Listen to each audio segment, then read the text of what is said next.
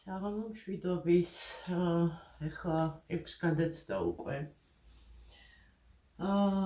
რატო არ მოვედი გუშინ წინ პატარა ვიდეოები დავიწყე, ანუ უკვე შესავალი რაღაცა და მე მკლეთ აღარ გავაგრძელე. გუშინ წინ იმედი არ ჩამოვარდება ეს კოთანზე მაქვს დამაგრებული. რა ვიცი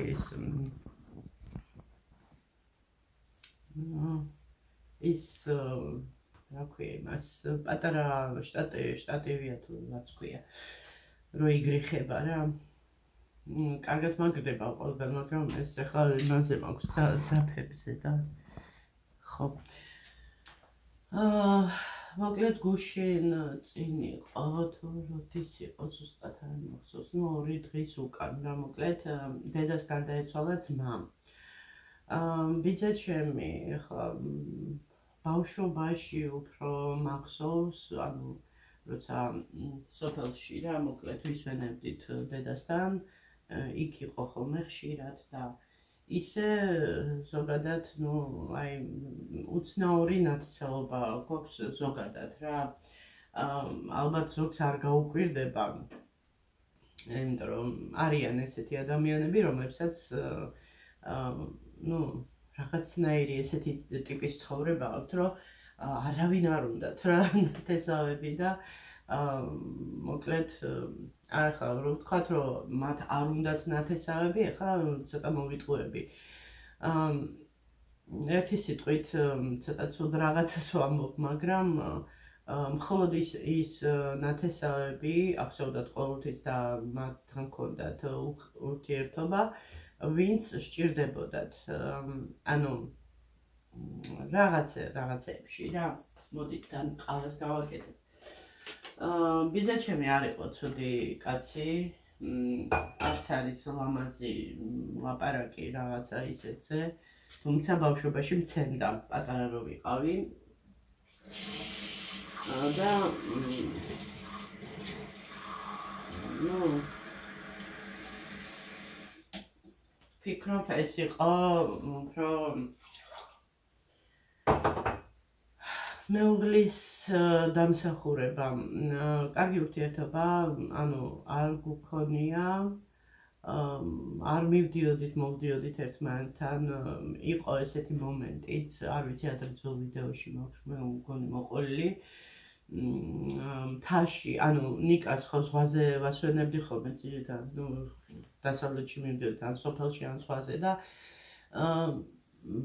მინდოდა რომ მთის ჰაერიც ასე ვთქვათ ჩაესუნთქა ბავშვს პატარა იყო მაშინ და მახსოვს ბიცოლა ჩემს უთხარი რომ წახვალთ მეთქი ამ ტელეფონზე დავურეკე ქალაქის ტელეფონზე და როცა წახვალთ მეთქი გამაგებინეთ და მეც ანუ წამოვალ თქო რა ხო და ნუ თავისთავად ახლა მე ბიცოლას ხასიათი რო ვიცოდი ესეთი ძუნწიქალი არის აი ხა არ ვიცი ახლა როგორია და სიბერე ხო იცით ყველას ცulis ასე თუ ისე რაღაცა ხდება იქ გადახარისხება შეცდომების და რაღაცა და მე ბავშვობაში მახსოვს ესეთი რამე რომ კარაქიანი პური რო წამისვა ბებიამ ესა ავდექი და ნაჭერი ყველი რო დავადე ზედ რა საკეთებო ისიც უნდა დახარჯო ვინ გაიგონაო კარაქიანი პურიო ყველთან ერთადო და მახსოვს როგორ ანუ აი ყელში რო გაგეჭრი ხო და ნუ აი ესეთი ბიცოლა მყავდა იყო დომინანტი მეუღლეზე თავის ჭკუაზე ატრიალებდა სულ და ნუ მოკლედ ძალიან ისეთი ეს ნელ-ნელა მე მგონი ქვემოთ იწევა და ასე ვთქვათ სიკეთით არ გამოირჩეოდა რა ხო და ახლა ბიძაშვილებთან ნორმალური კარგი ურთიერთობა მქონდა თუმცა ხო იცით მაინც ახლა დედის გავლენას რამხელა მნიშვნელობა აქვს საერთოდ და ნუ ახლა ვითომ ნორმალურად იყვნენ და რაღაცა მაგრამ ამის მიღმა იყო ჩვენ და მიშური რაღაცა ისეთი აი შვილებს თავის შვილებს აი ჩვენ გვაჯიბრებდა და რაღაცა ესეთი დაახლოებით და მოკლედ ჩვენი წარუმატებლობა ყოველთვის რომ ახარებდა რა აი ესეთი და მახსოვს ბებია ჩემი ეუბნებოდა სოფელში მახსოვს რომელი ნათქვამიც მე გავაანალიზე რომ გავიზარდე და ბევრი რაღაცა გავიგე ძალიან გთხოვო ბევრი არ ჩაურიო ისა ბევრი არ ჩაურიო რომ არ გაგიჟდესო თუ რაღაცა ესეთი ბებიამ უთხრა თავის ბებია ჩემმა რძალს უთხრა ხო წარმოგიდგენიათ რაზეა საუბარი ხო გესმით ნუ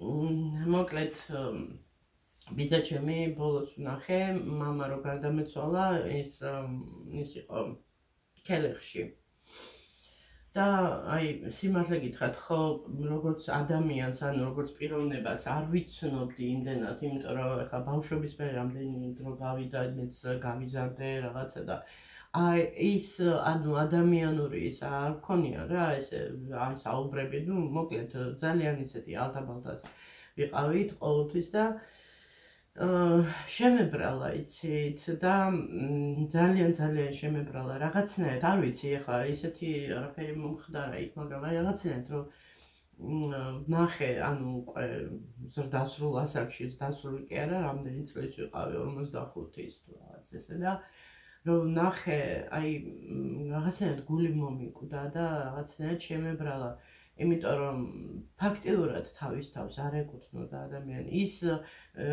ცუდი საქციელიც ბულინგი ბავშვობაში ჩემდამიც არ იყო მისი ასე ვთქვათ მე დარწმუნებული ვარ რომ უმრავლესობა კაცებს აქეზებენ ქალები და ზოგადად ახლა რაზე მინდა ლაპარაკი ძალიან გთხოვთ ახლა ვინმე არ გამომიხტეს აქ და არ დამიწყოს ჭკუის დარიგება და ჭკუის სწავლება რომ აი შენ ესე და ისე აი ესეთ ადამიანებს საერთოდ ვეძახი ძალიან მეძავი სულის ადამიანებს ანუ მართლა შეიძლება მეძავი არ იყოს მაგრამ მეძავი სული ანუ აი ესეთი პრადაჟნეა შკურა რა ვიტყვიან ხო და ეხლა მე ჩემი ცხოვრება უკეთესად ვიცი მე რას ვგრძნობდი რას განვიცდიდი ყველაფერი ეს ჩემ თავზე მაქვს გავლილი ეხლა ბავშვზე აქ ლაპარაკი და არა ზრდასრულ ადამიანს რომელსაც პასუხი შეიძლება რაღაცაზე მოთხოვო ხო ეხლა ბავშვი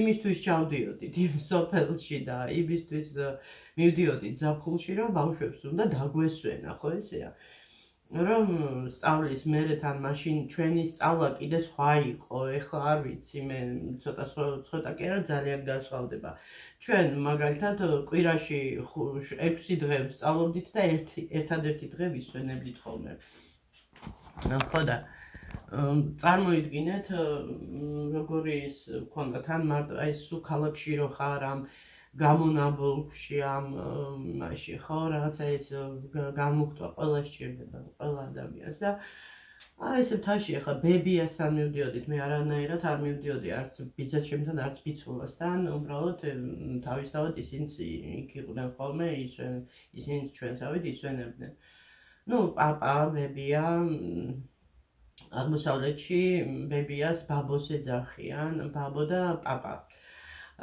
ხო და მოკლედ იმის თქმა მინდა რომ ვამუშავებდა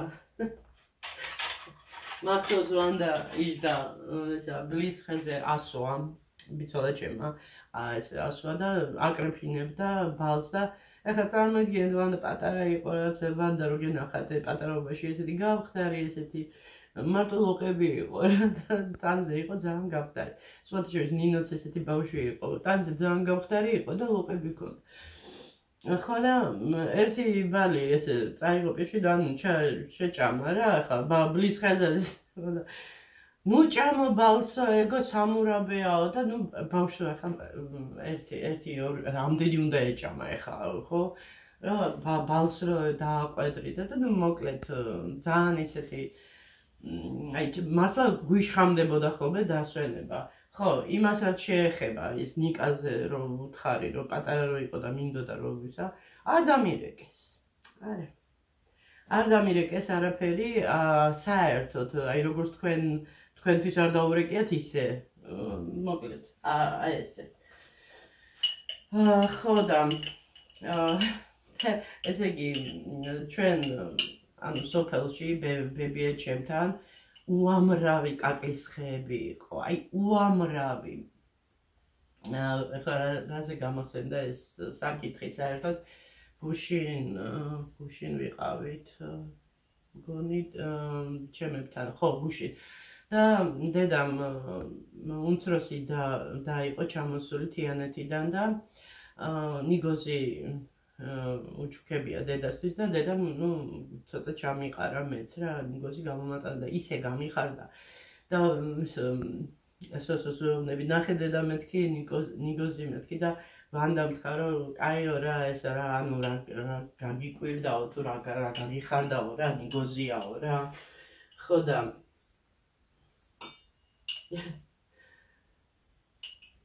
და ზუსტად მაშინ გავიხსენეთ და გაგვახსენდა ეს ყველაფერი რა და ეხლა გეტყვით რაზეა საუბარი.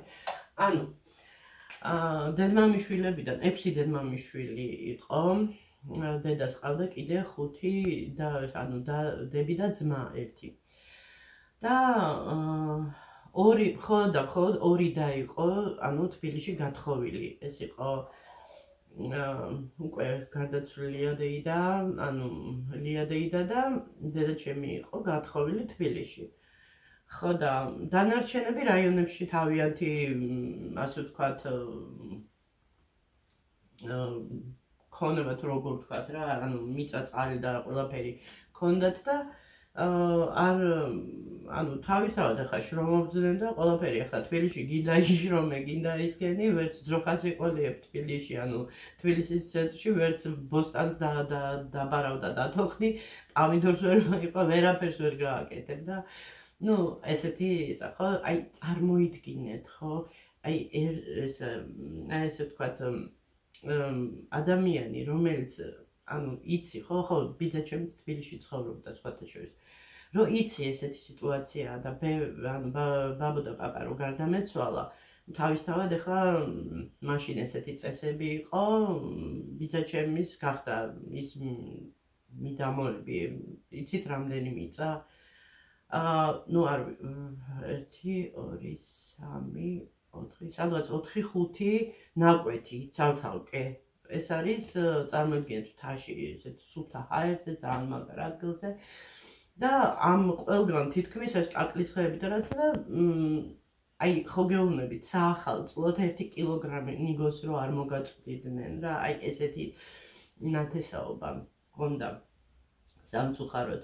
თან იცოდნენ რომ ყველაზე მეტად ანუ დედა იყო ანუ და დეიდა დაჩაგრული, იმიტომ რომ ნუ თბილისში ცხოვრება არ არის ისეთი ახლა ვისაც ყავს ვინმე ახლა რაიონში და იქიდანაც აქვს რაღაც ასე ვთქვათ ადრე ეძახდნენ ძველად პროვიზია და რაღაც ანუ რაღაცებს უგზავნიან და რაღაც ხო თავს ართმევენ ანუ ელემენტარული საარსებო არ არის მათთვის პრობლემა, მაგრამ ვინც უფრო აი თბილისში ცხოვრობს და არავინ არ ყავს რაიონებში, ხო წარმოგიდგენიათ, ანუ ერთადერთი არის რომ უნდა იშრომო, რაღაცა სამსახური უნდა გქონდეს და უნდა იყიდო იმ ბაზარში თუ სადმე ხო რაღაცა ხო. ხო და ეხლა დასავლეთში ჩვენ გვაქვს ეხლა სახლი დაკეტილი და რაღაც, მაგრამ იქ რო არავინ არ ცხოვრობს შესაბამისად არც არავინ არაფერს არ გამოგზავნის ხო. და ერთადერთი ხეხილი ქონდა, რომელსაც წლების განმავლობაში ნუ ეგ ტყემალი იყო, ალოჩა იყო, კარალიოკი, ხურმა, აი ესეთი რაღაცეები ქონდა ხოლმე, ჩამოგქონდა რა და დედას უყვარდა, მეზობლებს ურიგებდა ხოლმე, რომ ჩამოვიტანდით, რაც იყო ხოლმე რა მოკლედ.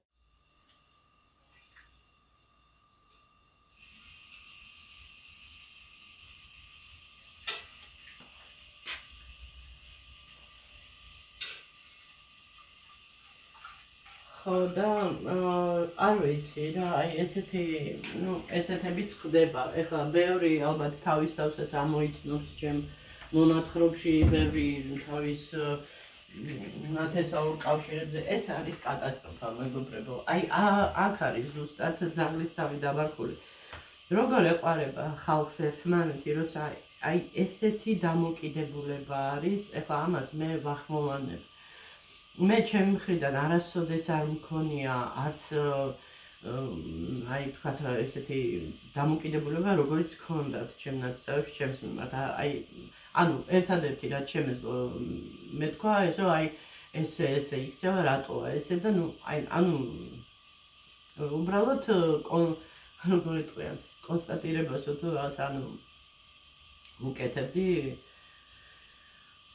იმ მოვლენებს ფაქტებს ხო ნუ სამწუხაროა ზოგადად ახლა კიდე დღეს ვფიქრობდი რამდენად ვერ იტანენ ქალები კაცებს, კაცები ქალებს, მოკლედ, აი თან განსაკუთრებით კაცები და ქალების ურთიერთობა, ეს არის რაღაცა. აი ეს არის რაღაცა. თან უნდათ, თან არ უნდათ, თან ჭრიან, თან კერავენ.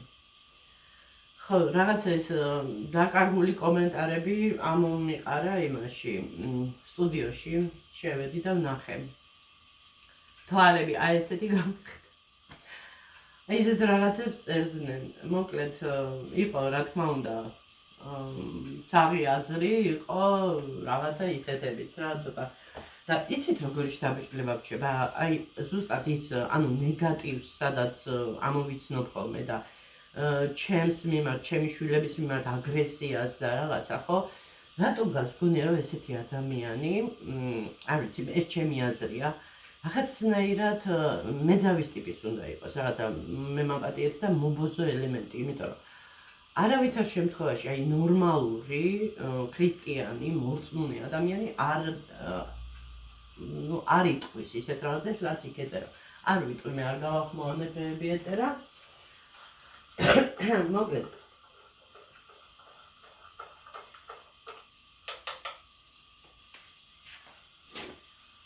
ძალიან გაოცებული ვარ, რომ ამდენი ბოგმა ადამიანი არსებობს. ამდენი ბოგმა. და მე კიდევ ესეთი უნარი მაქვს, რომ საერთოდ ადამიანი როცა რაღაცას წერს, ანუ იმის მიღმა დავინახო ის სურათი, რა ცხოვრება ქონდა.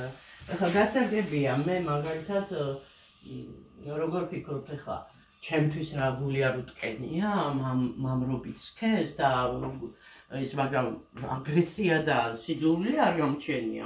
მემაპატიეთ, მე არ ვარ ეგ ადამიანი, რომელიც ზიზღს გაიჩენს გულში.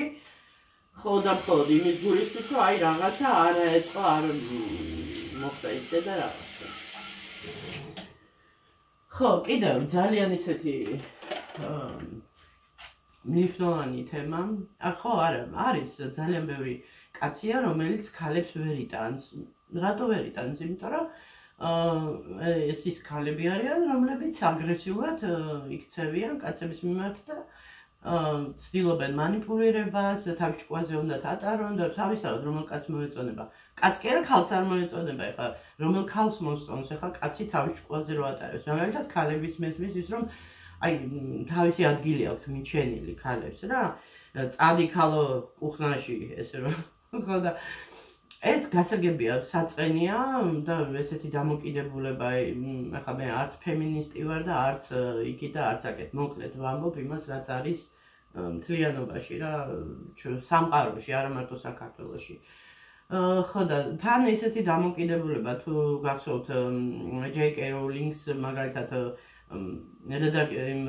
რედაქტორმა რო უთხრა რომ ესო მოდითო ფსევდონიმი მოვიფიქროთო რომ ანუ ბავშვების უმრავლესობაო ქალის დაწერილ წიგნებსო არ კითხულობსო შორს რო არ წავიდეთ მეგობრებო რა ქალის დაწერილ წიგნს არ კითხულობენ აბა გადახედეთ YouTube სივრცეს ჩვენ ქვეყანაში საქართველოში რომელი ქალი გოგო ქალი ბლოგერია რომელსაც ყავს 100,000 გამომწერი მაჩვენეთ მე არ ვამბობ ისეთ გოგოებზე, რომლებიც მე მაპატიეთ და რა ვიცი, ძალიან ისე იქცევიან, რომ ამით მიიზიდონ ყურადღება რა.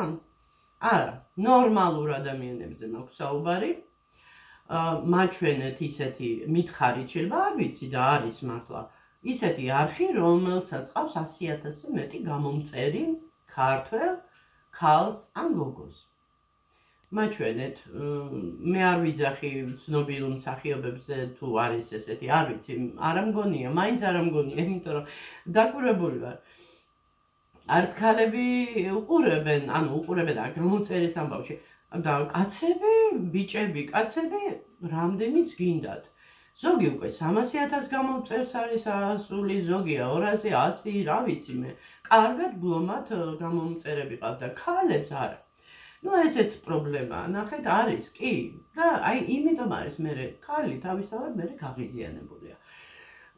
კაცებს რასაც სწავლიან მამები, ნუ ახლა ჩემშვილებს მამა რო არ ყოლია და თავისთავად ყველაფერი რაც გაუგიათ ან ქუჩიდან ან ტელევიზორიდან მე რაც არ უნდა მეცადა სიტყვაზე რაღაცები მაინც გებულობენ ხო მაგრამ ძირითადად მაინც ალალი შვილები მყავს მინდა თქვა და არ შემეკამათოს არავინ მართლა ალალი შვილები მყავს ეგეთი ალალი აი გეფიცებით არც მათი მშობლები ყოფილან რა ეგეთი ალალი იმიტომ რომ საერთოდ ზოგადად ბიჭი როცა უმამოდ იზრდება რაღაცა აქვს მაინც ის ნაკლოვანების გრძნობა რომ რაღაცა მამა ყავს ვიღაცა სხვებს ყავს მე არ ყავს რაღაცა არის ის რომ აი რაღაცა მამის მხარდაჭერა აქვს ბიჭებს და კარგად გილზე ჩამოვკიდე მოკლედ იმედი შეიძლება ხო და როცა ეს ასე ვთქვათ ეხლა დედა მაგრამ აი მამა ბიჭისთვის იცით როგორ მარტო ბიჭისთვის კი გოგოსთვისაც რაღაცა აი თითქოს დამცველი რაღაცა ზოგს ისეთი დედა ყავს სულ არ ჭირდება მამა ისე გაიცავს რომ მამაზე უფრო მაგრა იცავს ანუ რამე რო დაჭირდეს მაგრამ ზოგადად ესეთი ის არის რომ აი მამა არის მფარველი და რაღაცა ოჯახის ასე ვთქვათ ძველი უძველესი დროიდან ესე იყო და როცა ბიჭებს არ ყავთ ეს და თან არ ყავთ აი ეს ეგრეთ წოდებული ნასტავნიკი ხო ახლა ბიჭია მამის ის ჭირდება რაღაცა ხო მაგალითი და რა რა ხო რაღაცა უფრო რბილი ხასიათების იზრდებიან რბილი ხასიათი ანუ რას ნიშნავს ცუდი კი არა რბილი ხასიათი ანუ უფრო გულისხმიერები არიან უფრო ემოციურები არიან უფრო სწრაფადაც უშვებენ შეცდომებს კი ესეც არის და ამ დროს იცით რა არის აი ქალების უმრავლესობა ესეთ ბიჭებს ხო იმ კაცებთან ერთად ხარშავენ რომლებიც მაგალითად მამები რო ასწავლენ ცირა აი ეს ქალი ესეთია ეს და აი გარჩევას რო ასწავლის რა ესე უნდა გააკეთო ისე უნდა გააკეთო და რაღაცა და მოკლედ აი ეს უკმაყოფილო ქალები რო ჩნდებიან მე საიდან ჩნდებიან ზუსტად აქედან ჩნდებიან რომ აი ეს მიდის ეს ჭყვად არიგება მამები შვილებს რო არიგებენ და ხა გავიხსენებ მე რო თქვი ეს ბავშვი მეთქი მიყავდა სკოლაში და რო ასწავლიდა როგორ უნდა მოქცეულიყო შორს რო არ წავიდეთ მე ჩემი ყურით მაქვს მოსმენილი და გაგონილი მამები შვილებს როგორ ასე ვთქვათ ძერწავენ ბიჭებს რა თქმა უნდა გოგოებთან იმდენი შეხება არც დედებს აქვთ ახლა ასე ვთქვათ ნუ მე ეს მასიურად ვიძახი თორე ერთეულები არიან კარგი მშობლები მამასაც რო როლი აქვს შვილების აღზრდაში გოგო იქნება ბიჭი იქნება არა აქვს მნიშვნელობა არა აქვს ეს სექსიზმური გარჩევები თუმცა მაინც ბევრი არის რა დარჩენილი იმ ძველ იმაში დროში ჩარჩენილი რომ ესა გოგოს და ბიჭს სხვადასხვანაირად ზრდიან ბიჭმა ეს არ უნდა გააკეთოს, ბიჭს ეს არ ეკადრება, გოგომ ეს უნდა გააკეთოს. ანუ გოგო ფაქტიურად მოსამსახურედ ზრდიან, ბიჭები კიდე ბიჭებს ნუ თავისთავად ახლა იქ განათლებაც უნდა მიიღოს. გოგოს განათლებაზე ფასი აქვს, არანაირი ფასი არ აქვს. ესე რო უყურებენ ხვდებით, ანუ რაში სჭირდება გოგოს განათლება?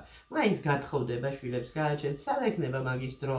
ოჯახს უნდა მიხედოს ისა ესე. გასაგებია, კი. ესეა ბუნებით დაწესებული, რომ ქალი აჩენს ბავშვს, უვლის, მაგრამ გონიერი ქალი 10 მაგათ უფრო უკეთესია ოჯახისთვის. ხო, მაია ბიძაჩემ მაგალითად თვლიდა, რომ ცოლს არ უნდა ემუშავა და უნდა მჯდარიყო სახლში. ხო, მახსოვს მე რომ ნიკას მამასთან არ ამეწყო ურთიერთობა, ამიკრძალა მასთან, ასე ვთქვათ, მისულა. ანუ მე უკვე ძალიან ცუდ ქალად ვითვლებოდი, რომ არ ვიმსახურებდი მათთან, ასე ვთქვათ. მე ნებისმიერ კი გავიდა დრო და მისულად კიდევაც და მოსულან კიდევაც ეს იცით რა, აი ხელზე ჩამოსათვლელი ურთიერთობაზე მაქვს საუბარი, ანუ ხელზე ჩამოსათვლელი 1000-ში ერთხელ რო ნახავ ადამიანს რა, ეს იყო დეიდას პანაშვიდები, იქისა, ეს აი ესეთი მისვლა-მოსვლები რა. შაქარი დამავიწყდა, მაგრამ გემრიელია. ხო და ესე მეგობრებო, ასე რომ ძალიან ღრმა ის არის ეს პრობლემა, ეს არ არის დღეს გუშინ წინ, ეს არის საუკუნეების მანძილზე მოდის ეს ფარული ბრძოლა და ომი. მაგრამ როგორც წესი, კაცები იმარჯვებენ. ფაქტის ახეზეა. ჯეიკ როულინგს არ დააწერო, ანუ სახელი არ წაიკითხავენ შენ წიგნსო. იქ ქალი რეჟისორების ეს დიდად არ სარგებლობენ პოპულარობით.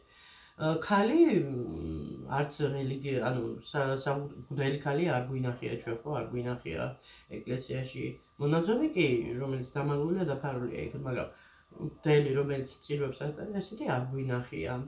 კიდე ბევრი რამე, აი ეს ეხლა რაღაც ცოტა ხანია, რაც პარლამენტში იქნება თუ სადღაცას რაღაცა ისეთ იმებზე, ქალის და ანუ სამსახურებში და მოკლედ ეს დამოკიდებულება ზუსტად იწვევს იმ აგრესიას და მე როგორც წესი ხო არა აქვთ იმის შნორო იმ მონსტრებს მართლა ვინც მონსტრია იმათ შეებრძოლონ ქალები არა დაბალი ღობე უნდა ნახონ და მართლა ისეთი ალალი ადამიანი ვიზეთ შეიძლება ფეხების შეწმენდა აი ეს იმხელა ცოდვაა ყველას სათითაოდ ვინც აი ესე ცუდად შეეხო ჩემ შვილს კომენტარები რომ ნახე ყველა მენახოს აი ძალიან ისეთ მდგომარეობაში რომ მიხვდნენ რომ წილი დასწამეს მიხვდნენ რომ ძალიან დიდ ცოდვას ჩადიან და აი რაც არ იცი ადამიანო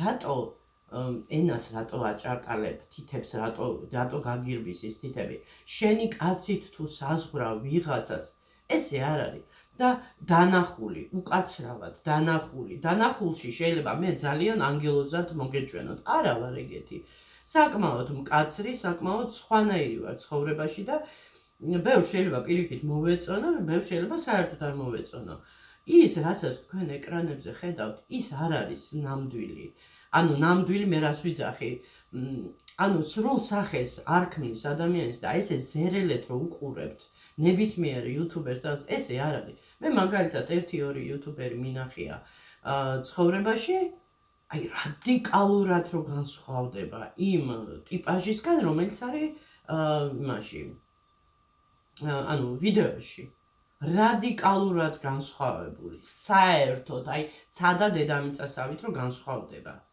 და არავინ არ მითხრას რომ ეს არ არის აი ესე ზერელეთ მხოლოდ და მხოლოდ ეკრანის დამსახურებით დასკვნებს ნუ გამოიტანთ ხალხო არ არის ესე შეიძლება გონიერმა ადამიანმა აკრიფოს რაღაცა და დასკვნა გააკეთოს და მიხვდეს ანუ სინამდვილეში როგორია ადამიანი და მიიღოს ის ადამიანი თავისი მინუსებით და პლუსებით ხო უნაკლო ადამიანი არ დაბადებულა არც თქვენ ხართ უნაკლო და არც მე მოდი ამაზე შევთანხმდეთ ყველას აქვს ნაკლი ზოგს ის აღეზიანებს, ზოგს ის, ესეა. რამდენი ადამიანისა იმდენი გემოვნება. ხო და აი არ მიყვარს ესეთი, მე საერთოდ არ დავწერ კომენტარს თუ 1000%-ით არ ვარ დარწმუნებული რაღაცაში, ეს ისე სიტყვის მასალა 1000% არ არსებობს. 100%-ით თუ არ ვარ დარწმუნებული, ეს იცით რას გავს? აი მაგალითად გამოძიების გარეშე ჯერთი ბრალდებულს რო უკვე დამნაშავეს ეძახიან, აი ეს რამხელა შეცდომა. ბრალდებული არის ადამიანი, რომელიც უნდა ჯერ კიდე გამოიძიო, გაიგო, აწონო, მართალი, სიმართლე, ტყუილი, სად, რამდენი რაღაცა, რომელი გადაწონის, ხო? და იმის მიხედვით იმ შელო ადამიანმა, ხო? ზოგს ახლა კი მე ვიცი, ბევრი რომ უარყოფითი გმირები ძალიან უყვარს და მოსწონს. საერთოდ არ უნდა ის ფრთებშესხმული ანგელოზები. საზიზღარი ადამიანი, ტარს უკრავენ, შენ ჭირება შენ გენაცვალე. ხო, მაგრამ ეს არის ერთეულები, შეიძლება არც არის ერთეულები, ესე. მაგრამ ნორმალური ადამიანი,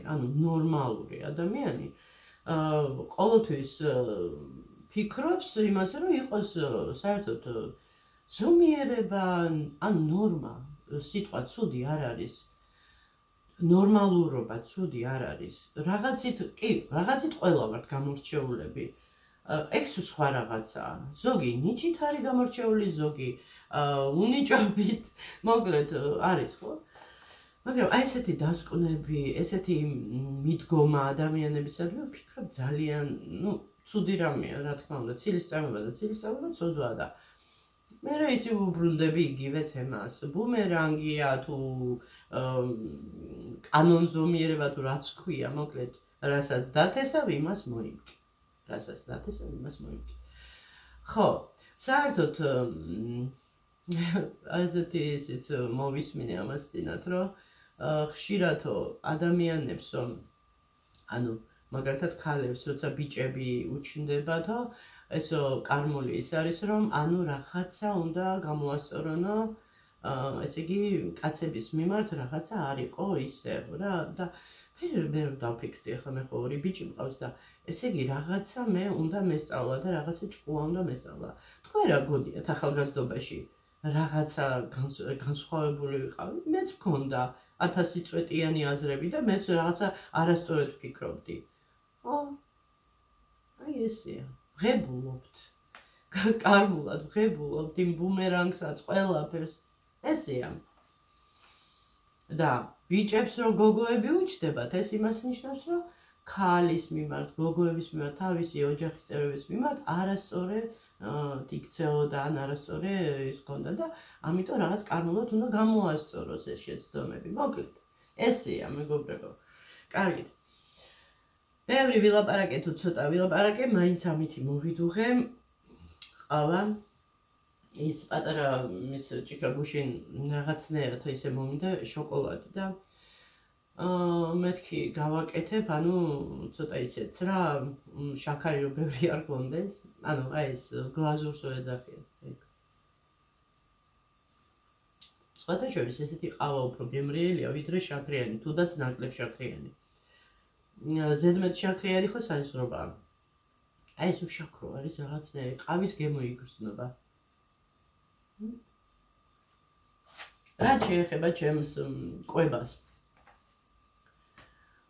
ეს არ არის ესეთი, მე ვცდილობ შევეჩვიო, ნეტა უფრო ადრეც მცოდნო და ბევრი რაღაცა და აი რაღაცნაირად თითქოს განგება მომატრიალა და მაჩვენა რაღაცეები და საერთოდ ეს არის ჩვეულებრივი, ნორმალური ადამიანის, როგორ ვთქვათ, მდგომარეობა, ესე უნდა იცხოვრო რა, სწორედ უნდა იცხოვრო.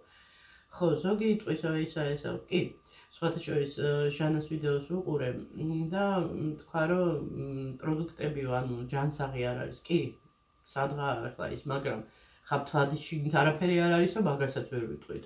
სარგებელი რა, მაგას ვლაპარაკობ, გინდა ვაშლი ავიღოთ, გინდა ხილი, ბოსნეული. კი, ნიტრატებია რაღაცა, მაგრამ ნიტრატების გარდა არის ის ნივთიერებებიც, უბრალოდ იმ ნიტრატების, ასე ვთქვათ, მე მაგალითად მეზობელი გათხოვდა მარნეული თუ რაღაცერი მაგეთ ხარეს და გასაყიდათო სხვა კარტოფილი გვაქვს და ოჯახისთვის სხვა კარტოფილიო. ხდებით ხო? ანუ გასაყიდი ნიტრატებით გაშღენთილი და საკუთარი თავისთვის ეკოლოგიურად სუფთა და ისეთი. თუმცა, ჟანამ სწორედ აღნიშნა, ბუნებაშიც კი უკვე სუფთა ისეთი აღარ მომდის, იმიტომ რომ და ბინძურებულია ჰაერი და ბინძურებულია მიწა. მოკლედ, მაგრამ საქართველო მაინც მდიდარია იმითი, აი ნახეთ დაუკვირდით ახლა უცხოეთი და რო შემოდის. ახლა თურქეთზე არ მაქვს საუბარი, თურქეთიც ფაქტიურად საქართველო იყო დროს ხო?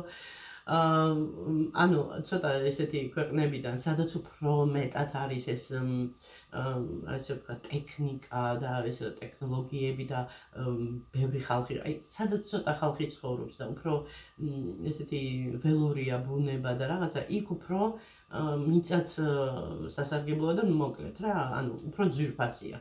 ხო და ეხლა ქართულ მიწაზე მოყვანილი ნებისმიერი ისა, რაც უნდა ხდებოდეს მთელ ქვეყანაში, მაინც განსხვავდება იმ ქვეყნების ნაყოფისგან. მაგალითად შვეიცარია, მგონი შვეიცარია, ასეთივე ეკოლოგიურად სუფთა ადგილები. ჯერ მარტო მე იმას რომ უყურებ, გიჟდები, აი ნახატებია რა, მართლა ნახატები. ულამაზესი შვეიცარია თუ შვეიცარია, ну მოკლედ აი ეს ალპები რა, მინდვრები და ეს საყვარელი ძროხუკები რო დადიან. კარგით, მეგობრებო, ძალიან ბევრი ვილაპარაკე, ძალიან ცოტა ესა მაქვს პროცენტი.